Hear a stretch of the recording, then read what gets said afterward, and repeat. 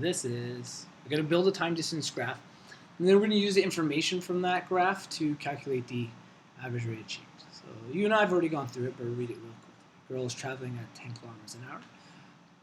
Over the course of 7 seconds, she slows to 5 kilometers an hour. She travels that speed for 3 seconds, then slows down to 0 kilometers an hour over the course of 6 seconds. Okay. So we'll kind of do a makeshift one by hand, and then we'll go over a nice graphing program and figure it out. So we know that time, because we cannot influence time, is always on the x-axis. And it's going to be seconds in this case. Y-axis is going to be speed, okay, and that's going to be in kilometers per hour. That's the units we're going to use. Okay, so we'll say that this is about 5, which makes this about 2.5, makes this about 10, 7.5. Should have used something nicer, but we got to get to 16. So 2, 4, 6, 8, 10, 14, 16, 18. Okay, perfect. So I built my scale for my graph. So let's take the major coordinates. Girl is traveling at 10 kilometers an hour. Okay, so we're going to say wherever this person started, was at 0, was at 10 kilometers an hour. And then over the course of the next 7 seconds, she slows down to 5 kilometers an hour. So our x-axis, we go up to 7, and she slows down to 5. We're going to say it's at a constant rate to make things easier for us. So we kind of connect our two dots, and here we go. We got our very first part of our time distance graph. She travels that speed for 3 seconds, so that's to the value of 10. Okay. So it's a flat line, speed hasn't changed, still traveling that speed. And then finally, she slows down to 0, but that's over the course of another 6 seconds. So 6 seconds from there is at 16. We'll say it's at a constant speed again. And we have our lovely little graph. I didn't write down what the questions then ask us. But the first thing it asks us is to calculate average rate of change from, what is it, 0 to 7? Yeah, speed over 7 seconds. Yeah, so the interval of 0 to 7. So the very first thing we got to do is figure out these coordinates. So the first coordinate we have is 0, 10. The second coordinate we have is 7, 5. Okay? So think of it like our x1, y1, x2, y2, right? And we're going to calculate our average rate of change. So that's y2 minus y1, so 5 subtract 10 over x2 minus x1, which is 7 subtract 0. This is going to be our average rate of change. See, and we're going to end up at negative 5 over 7, which is some decimal value, which is wonderful and all, but let's say I actually had to graph this on a graphing calculator. Okay? I now have the slope. I know the slope of this line at this point here is negative 5 over 7, thanks. And we need to build a linear equation because we said it was at a constant rate of change. So linear equations are written as y equals mx plus b.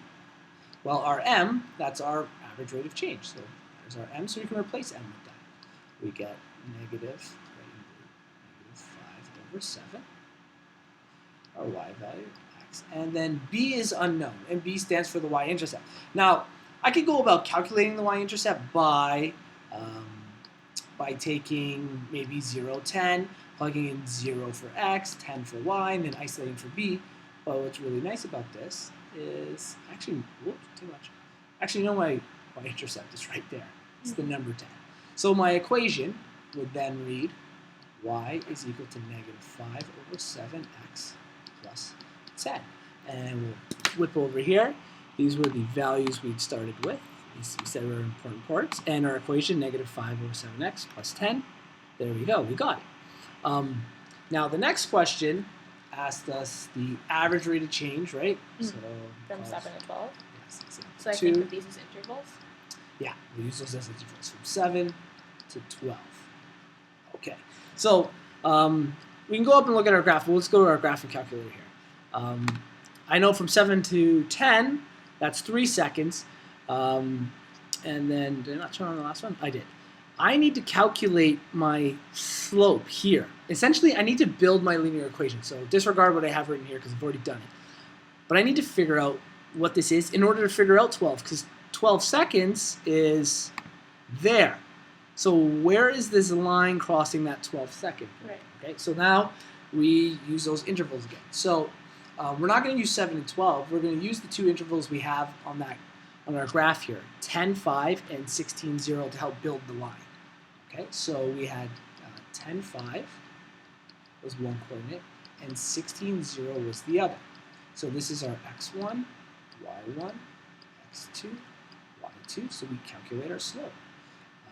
Let's say m equals y2 is 0, y1 is 5. So 0 minus 5 over x2 is 16, x1 is 10. So we end up with negative 5 over 6. Okay, so we go to calculate our line. Y equals negative 5 over 6, x plus b. Now this one's not so easy because I don't exactly know what the y-intercept is here. So I need to actually take coordinates on this line, and both of these are coordinates on the line. It'll probably be easiest to work with, let's see here. Yeah, it'll probably be easiest to work with 16 and 0, just because 0 will probably become negligible. So we're going to plug in these values. I'm going to plug in my 16 for x and my 0 for the y. Okay? And that way we can isolate for b. So we get 0 equals negative 5 over 6 times 16 plus b. So let's calculate that on a calculator. Negative 5 divided by 6, okay, and I take that value and times it by 16, and we get some repeating decimals. So you know what I'm going to do? I'm going to leave it as a fraction, because it'll be much easier for me to work with. I can divide both of those by 2. That would give me 3 and 8. 8 times 5, 40. Negative 40 over 3 is what this should equate to. I think that's right, actually. Let's see, I can test it by going negative 40 divided by 3. Yeah, I got the same value. Great. So my fraction's right. This is 0. I still have to isolate for b. So when I move it to the other side, it becomes positive 40 over 3b.